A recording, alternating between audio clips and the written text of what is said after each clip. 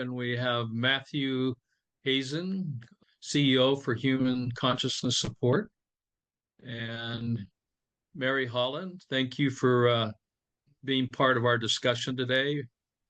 We're grateful for the opportunity to be able to share with your incredible organization. Thank you very much, Dr. Young. I need to speak to you directly, Mary. So I'm going to talk a bit more about the water. I have approximately 100 pictures,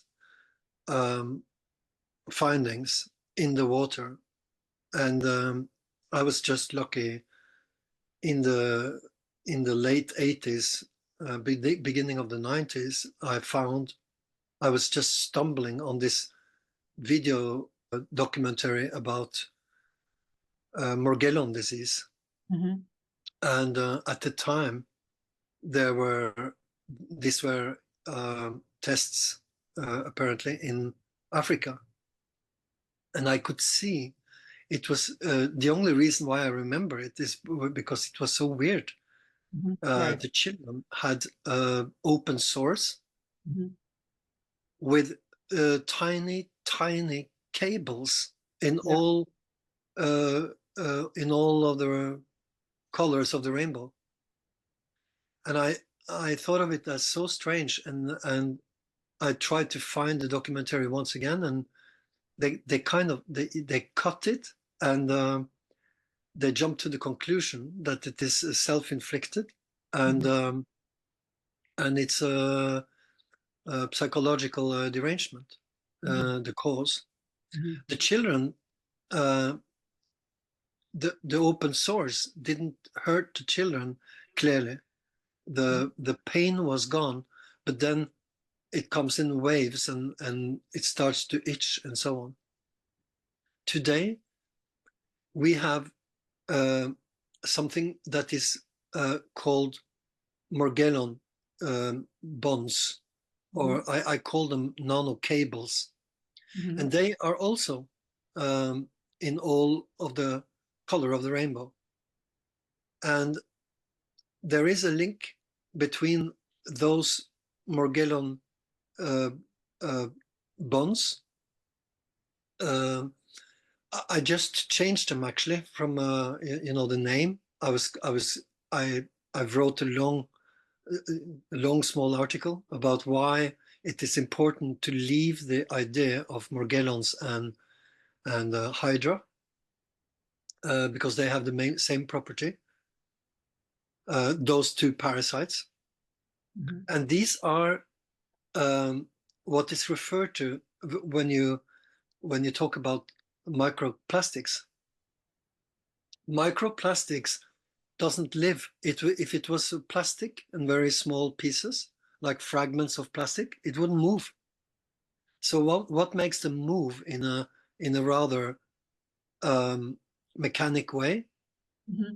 It's because inside of they are actually tubes in many forms. Those tubes are carrying sick proteins, nanobots. They're carrying DNA, sick RNA. And the place where I went to have the talk last weekend, I was lucky to cooperate with the woman that was entirely responsible for the entire cleaning area for their drinking water. And so she was very proud to show me the two examples.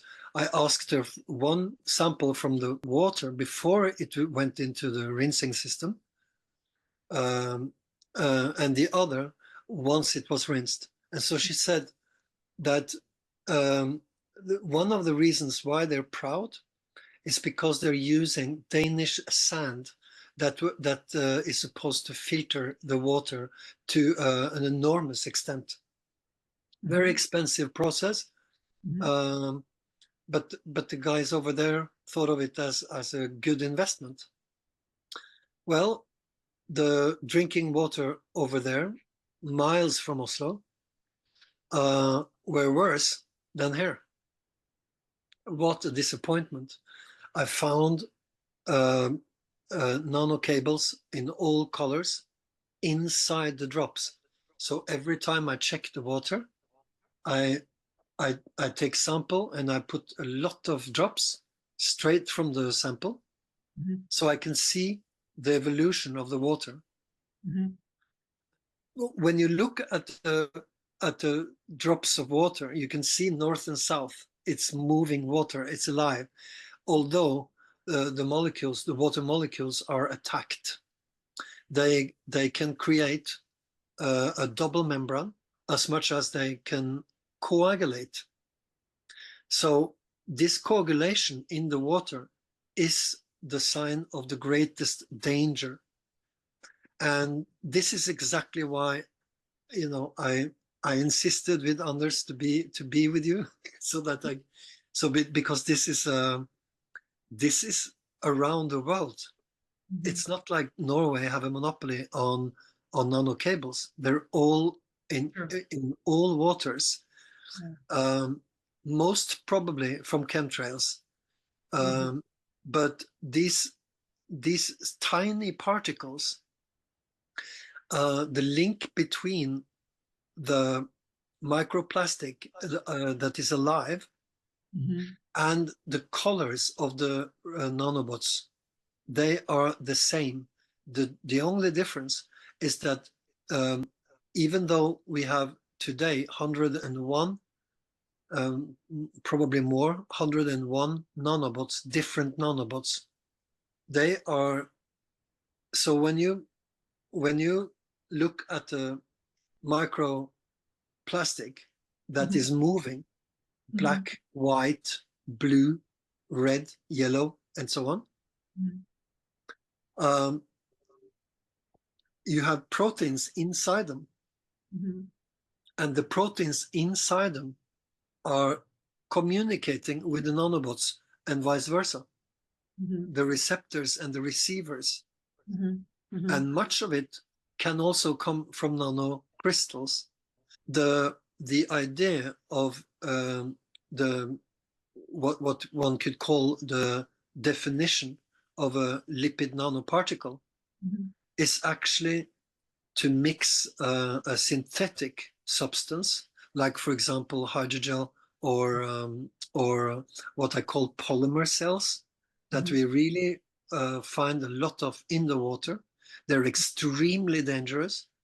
Children must not eat this kind of drink this kind of water, because it's directly affecting not only the blood, but I have seen the masses of hydrogel when they separate. So it's like it looks like a map, and then you have separated from an angle of that mass, where you can see the difference between hydrogel and polymer cells. They're starting to push through and make cells, and then from one cell to another, and they make lines. So there is a woman coming out with a book, and I also know that Dr. Young have pictures of this. I have pictures of this, but the book is called Global Brain, Chip and Mesogens, Dr. Hildegard Stanninger. The reason why I'm mentioning that book is because somehow she managed to align the nano cables. She aligned them and took photos of them. So the sensors and the receptors inside either the nanocapsules or the nanocrystals, they need protection, and that's the polyethylene glycol. That's what it's for, to protect the poison, so that the poison gets out, not in once. Same thing with nanocrystals. We have quite a lot of patents that you can see where we coating the crystal sides, and once it's coated with, for example, proteins of DNA, RNA, and so on, you have a cover, so that will protect itself until it gets. So we're really talking about extremely dangerous bioweapon, and people are drinking the water from the tap because they don't understand, you know. And so just correct me if I'm understanding you correctly, Thor. You're saying that it's what we are calling microplastics are not really microplastics. They're nanocapsules, they're nanobots. Is that what you're saying? Exactly. Yeah. Okay. They're not a dead plastic at all. It's alive, and that is because of those proteins and cells.